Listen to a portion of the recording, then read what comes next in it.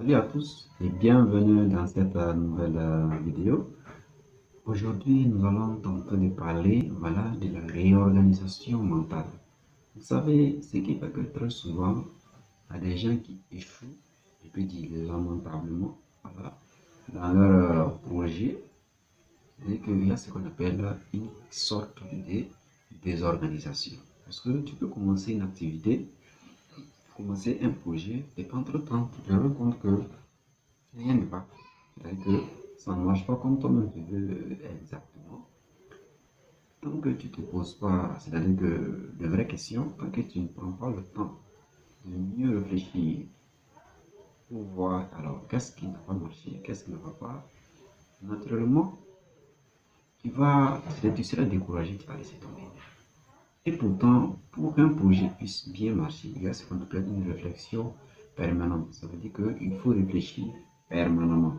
Voilà, il faut toujours réfléchir pour tenter de voir est-ce qu'on peut toujours réadapter l'idée du projet là en fonction de la réalité de la société ou en fonction de la réalité quotidienne ou en fonction de la réalité même de la zone.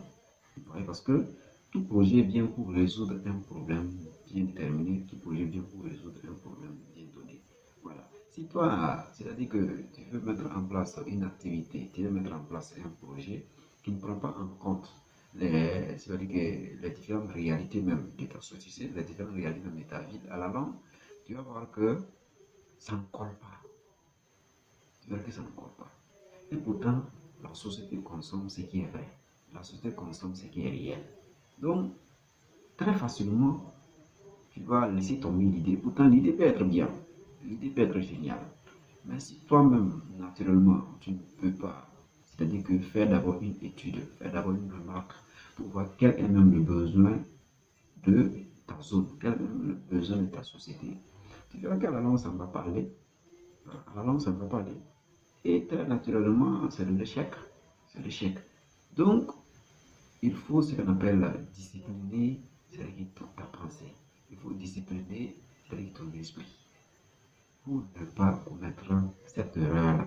Parce que tu peux abandonner un projet après, tu vois que quelqu'un d'autre a repris le même projet et ça marche avec la personne. Voilà. Et ça, c'est très très grave. C'est très très grave.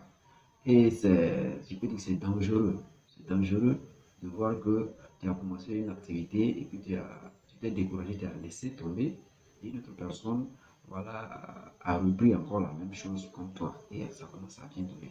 Tu vas voir, tu vas dire, ah, c'est ça, moi je voulais faire. Mais voilà qui lui l'a fait.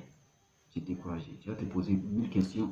Et le pire, si tu connais même la personne, tu vas dire que la personne t'a copié, tu vas dire que la personne a joué avec toi. Et pourtant, ce n'est pas le cas. C'est toi-même qui as cherché, et il ne faut pas le faire. Voilà.